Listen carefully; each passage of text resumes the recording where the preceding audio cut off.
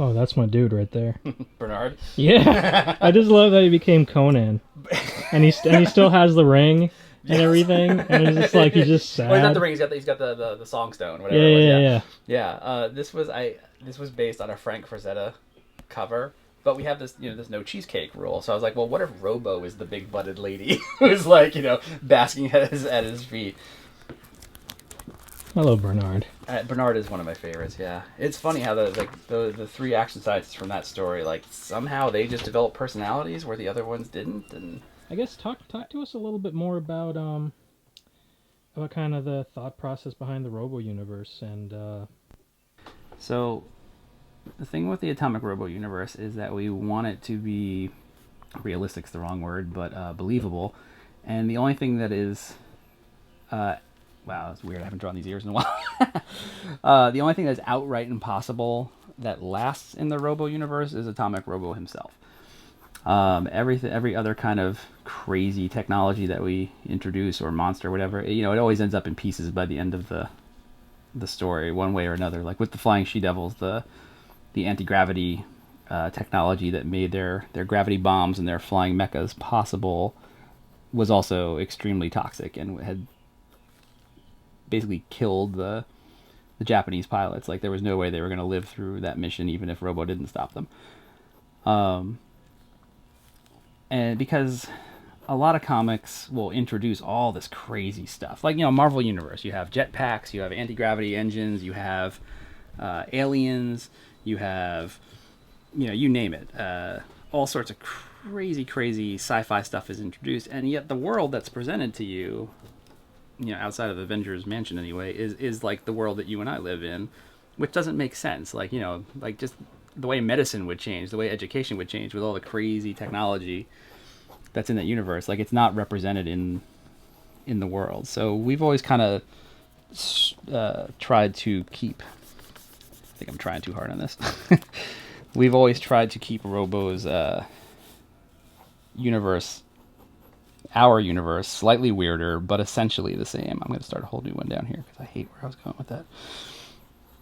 It's funny they asked me to draw Robo. I haven't had an opportunity to draw Robo in months because he's been ahead in the box. I've been drawing everybody else.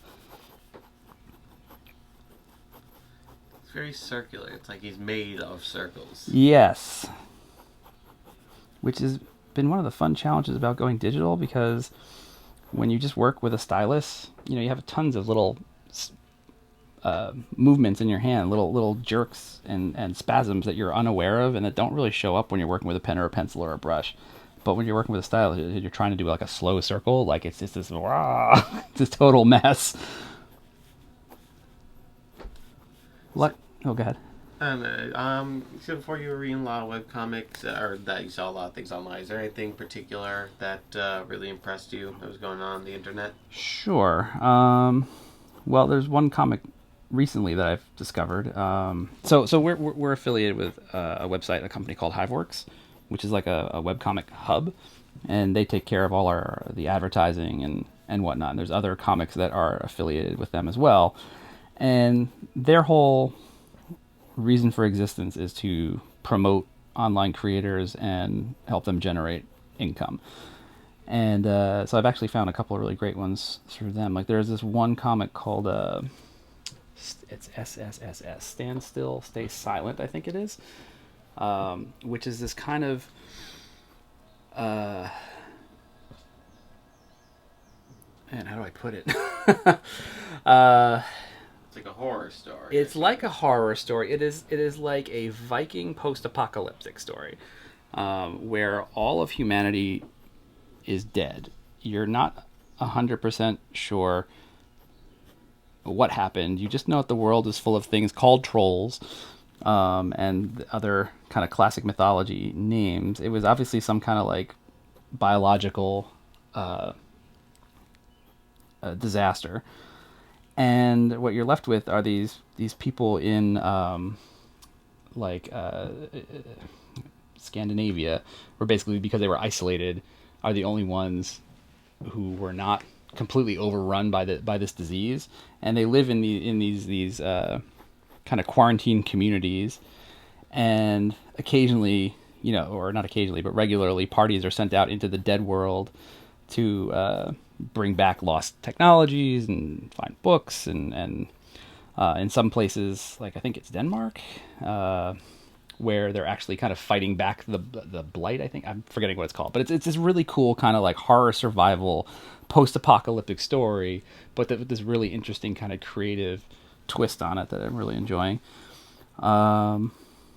And let's see, then there's Not Drunk Enough, which is kind of a horror adventure comedy thing. Let's see, what else? I don't know. The funny thing I've noticed was like when I started, almost immediately when I started making comics, the comics that I read, like my time for reading comics, it just kind of went away. And then when you're doing it all day, after work, it's like, well, I guess I'll sit down and read some comics. Like, no, that's usually not the first thought. Yeah, I'm sure there are comic book creators who have that thought, but for me, it's like, I want to do anything except this right now because I've been doing it for 12 hours.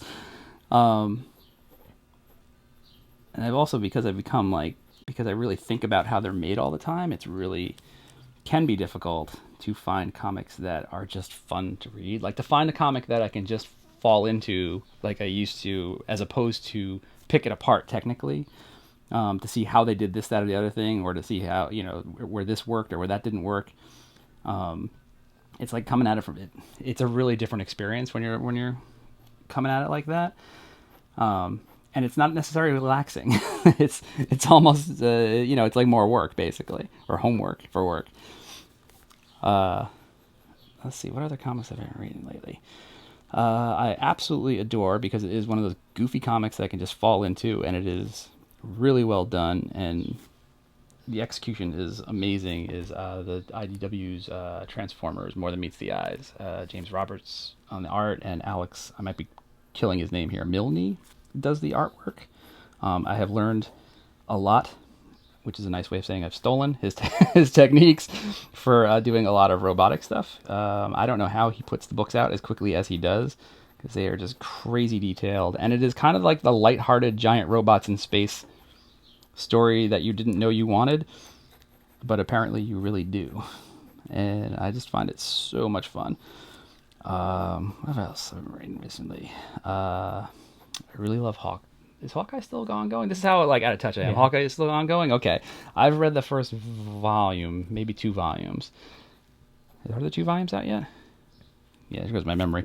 And absolutely love that. Like, what does Hawkeye do on his day off? And he's a great, that book presents him as that, my favorite kind of hero, which is that, like that working class, every man, every woman who is just like thrown into these weird situations and has to cope with them. And the fact that he is Hawkeye is kind of like this weird, like I don't want to say it's incidental to the book, but it's not, he's not like a flawless superhero. He's just like this schmuck with a bow who's kind of like stumbling through his day and getting his butt kicked, but coming out on top. So I really enjoy that. Man, what else? Oh, Rumble. James Harren and John I'm going to say it wrong, Arcudi? Arcudi. Is it Arcudi? Yeah, he's one of the editors / writers on the Hellboy books and BPRD as well. That is just a gorgeous book. A lot of fun. And Harren is another artist that I've started stealing from a whole lot lately. Just really love his stuff. I mostly kind of look for things that are self-contained, I guess in the same way Robo is. I don't want to be sucked into a book that is going to expect me to collect it for the next 30 years and follow all this weird continuity stuff. I just want a story that has a beginning, a middle, and an end. I just personally find that a lot more satisfying. And oddly, like, I think you could do that in mainstream comics. Like, if you had... Well, I mean, they did it with the Spider-Man movies. They had a bunch of Spider-Man movies, and then they got a new actor, and then they restarted it, and it's all new all over again, I guess.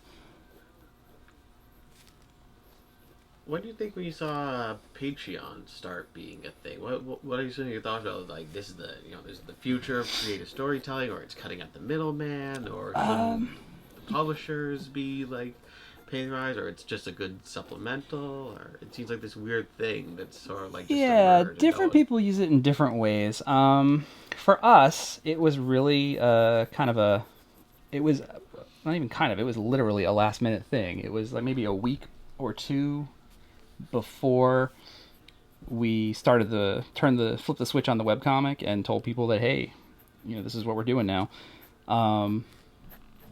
I had been interested in it, but it hadn't been part of like the general conversation about where we were going to go with Robo, and it just kind of happened that Brian, after talking with Brian, he kind of saw some potential in it, and he said, well, we'll slap together a page and see what happens. And it's been good. It's been growing steadily but slowly, and that's kind of what you want. Patreon is like a long-term Kickstarter, is a great way to think about it. Instead of asking you for $300 for this crazy masterwork edition of this thing I'm going to do, like, how about, you give me $5 a month, and I'll keep making comics, and you won't even notice that $5 going away, because it's like a trip to the coffee shop. And you're trying to get this broad base of little tiny donors. You kind of like don't want that person who is giving you $50, $100 a month, because you can't rely on them. Like they're gonna notice that every single month, and there may be months where they need that money for something else. Whereas the people who are donating $3, $5, like, that's something super sustainable, that they can essentially keep doing forever. I've seen a couple of comic book Patreons where they've gotten to the point where, for a single person doing a book like that, that'd be a pretty okay living just off of their Patreon work. And so we see this as kind of like a supplemental thing. We hope eventually it gets to the point where it will be able to finance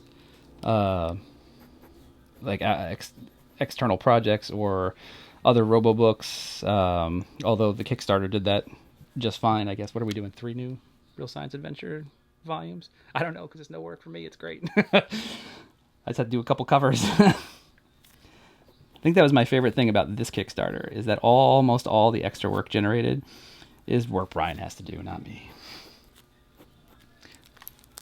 Which is fine, because it just took me, 15 minutes to draw this, whereas it would take him 3 seconds to write. Robo runs that camera, so, his work moves a lot faster than mine. I am the thing that always gums up the works. Do you want to know how long this has taken you? Sure, how long? 10 minutes. Okay, 10 minutes, fine. Feels longer. What else should I draw? No, that's good. Yeah? Yeah. Okay. Cool. How do you feel about Patreon? Thank you very much, man. The future of About comics, or do you think it's like just sort of a small sort of side thing, or do you think it's Patreon? Yeah. It's so new, it's really hard to tell, and there's a lot of different people using it in different ways. I think potentially, if you produced work regularly, you could. Yeah, I think you could, if you focused all your effort on promoting and running a Patreon, you could probably turn it into your single source of income for, like a single creator kind of thing. I think with Brian and I, especially myself, since I've got a family, so I'm living the college lifestyle with the responsibilities of a real adult.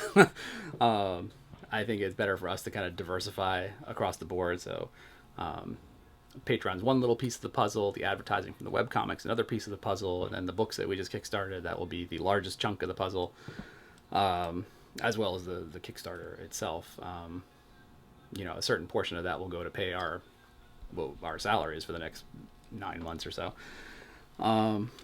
So I think it's better to kind of go, personally, I think it's better to have a bunch of different avenues of income coming in, but also at Patreon it can be a little weird on how you structure it. I've seen some people who, if the Patreon backs you to a certain point, they start making stuff public, but a lot of the things that you do for Patreon are just for the people who are supporting you on Patreon.